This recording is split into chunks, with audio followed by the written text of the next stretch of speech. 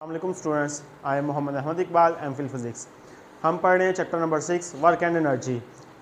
Previous हमने पढ़ा था फॉर्म ऑफ एनर्जी। आज हम पढ़ेंगे इंटर कन्वर्जन ऑफ एनर्जी, यानी कि एनर्जी का एक फॉर्म से दूसरे फॉर्म में कन्वर्ट हो जाना। यानी कि जब एनर्जी एक फॉर्म से दूसरी फॉर्म में कन्वर्ट होती है वो क्या कहलाता है?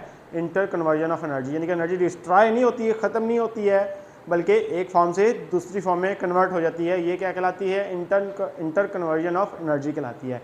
हमने इसको कुछ यूँ डिफाइन किया हुआ है, energy can not be destroyed. Energy को डिस्ट्रॉय नहीं किया जा सकता, but it can change from one form to another form, बल्कि इसको एक फॉर्म से दूसरी फॉर्म में चेंज किया जा सकता है। जैसे कि हमारे पास हमने एग्जांपल रखी हुई है एक रब योर हैंड। आप अपने हाथों को क्या करते हैं?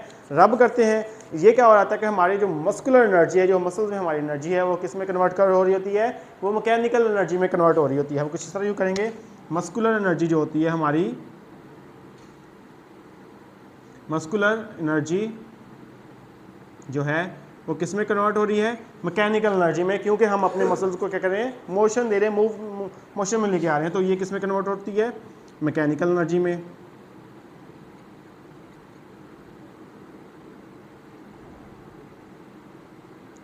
और ये जो मैकेनिकल एनर्जी है, मैकेनिकल एनर्जी किस में कन्वर्ट हो रही होती है?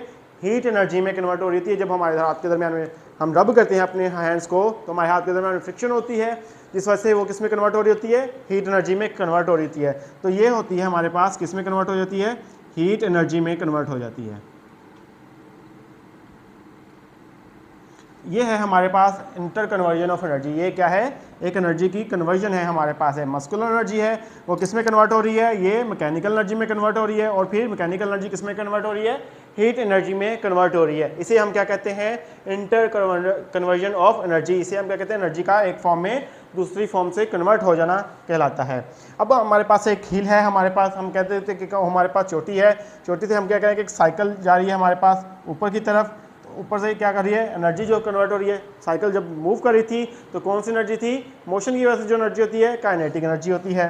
काइनेटिक एनर्जी है। तो जब ये हाइट पे पहुंच गई है, तो यहाँ पे हमारे पास जब साइकिल इधर आ गई है हमारे पास, तो यहाँ पे क्या आ गई है हमारे पास? यहाँ पे हमारे पास क्या आ गई? पोटेंशियल एनर्जी आ गई है। हाइट पे पहुंच के पोजीशन की वजह से है हमारे पास, यानी कि इसकी पोजीशन क्या हो गई है? चेंज हो गई है। तो यहाँ पे हमारे पास क्या आ गई है? पोटेंशियल एनर्जी है। और फिर ये नीचे की तरफ आ जाएगी, तो फिर ये किस में कन्वर्ट हो जाएगी? काइनेटिक एनर्जी में कन्वर्ट हो जाएगी। तो ये हमारे पास क्या होगा? ये कन्वर्जन ऑफ एनर्जी होगा, यानी कि आप एक एनर्जी का दूसरी एनर्जी में कन्वर्ट हो जाना। यानी कि पोटेंशियल एनर्जी, पहले काइनेटिक एनर्जी पोटेंशियल एनर्जी में कन्वर्ट हुई है, पोटेंशियल एनर्जी फिर किस में कन्वर्ट हुई है?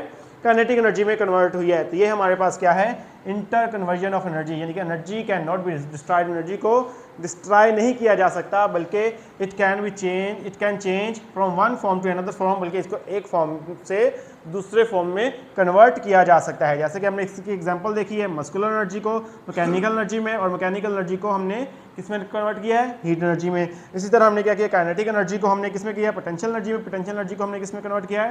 काइनेटिक एनर्जी में कन्वर्ट किया है। इसी तरह आ जाए हमारे पास नेचुरल प्रोसेस है। नेचुरल प्रोसेस में भी हमारे पास क्या होती है? एनर्जी कन्वर्ट हो रही होती है। जैसे कि हमारे पास सूरज है, सूरज भी से जो हमारे पास जो एनर्जी आ रही है, कौन सी आ रही है? हमारे पास लाइट एनर्जी, या फिर हम कहते हैं हीट एनर्जी होती है। तो ये सूरज है, सूरज से हम कौन सी एनर्जी ले रहे हैं?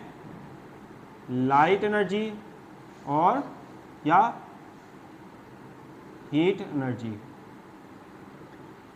यहाँ से हो रही होती है। अब सूरज क्या है कि यहाँ से हम हीट एनर्जी हो रही है, तो ये क्या हो रही है? किस में? ये on the surface of ocean है। ये हमारे पास क्या है? ओशन है। ओशन की पड़ रही है।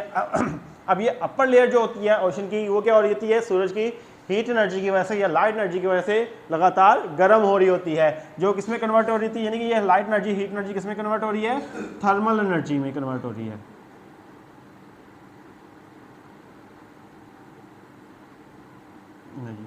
नीचे वाली जो लेयर्स होती हैं वो ठंडी ही रहती हैं वैसे की वैसी, लेकिन ऊपर वाली लेयर क्या होती है?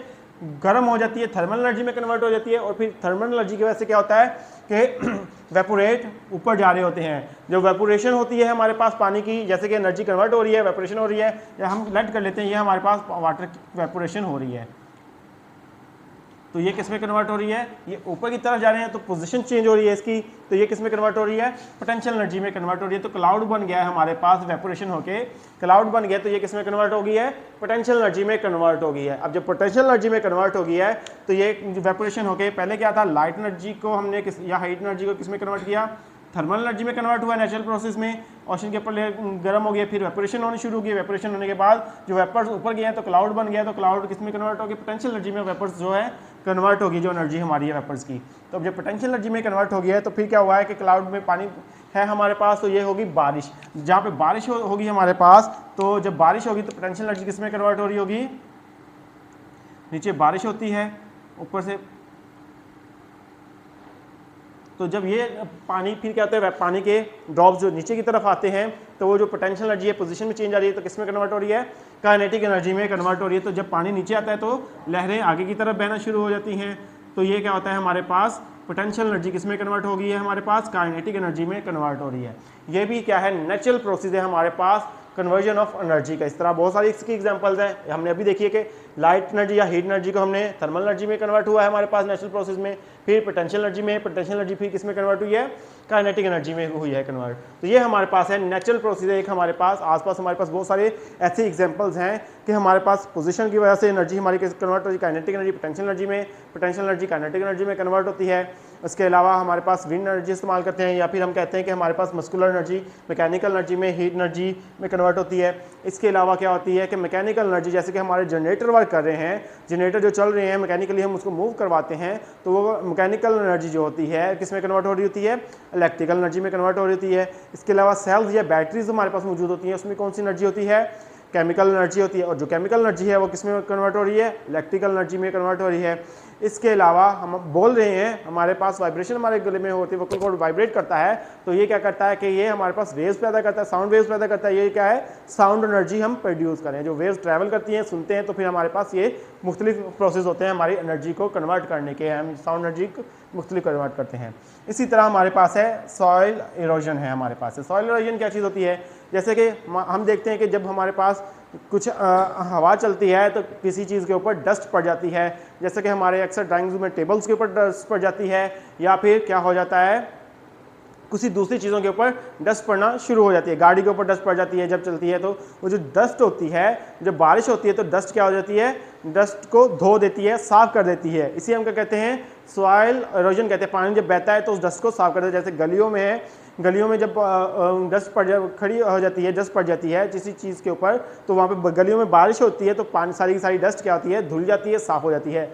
दरख्तों के पत्तों के ऊपर डस्ट मौजूद होती है, जब बारिशें नहीं होती हैं तो फिर आस्ता जब बारिशें होती हैं तो डस्ट पत्ते क्या होते हैं, दरख्त साफ़ हो जाते हैं, जिसे हम क्या कहते हैं, सॉइल इरोजन कहते हैं हम। तो फ्लोइंग वाटर, जो बहता हुआ पानी है, washes away the soil particles, तो जो धो देता है soil particles of rock, rock के जो सॉइल पार्टिकल्स होते हैं उसको धो देता है, is known as soil erosion. इसे हम क्या कहते हैं, सॉइल इरोजन कहते हैं। आई होप स्टूडेंट्स आपको आज का लेक्चर समझ आएगा। आपके लिए इतना ही काफ़ी है। अल्लाह हाफिज़।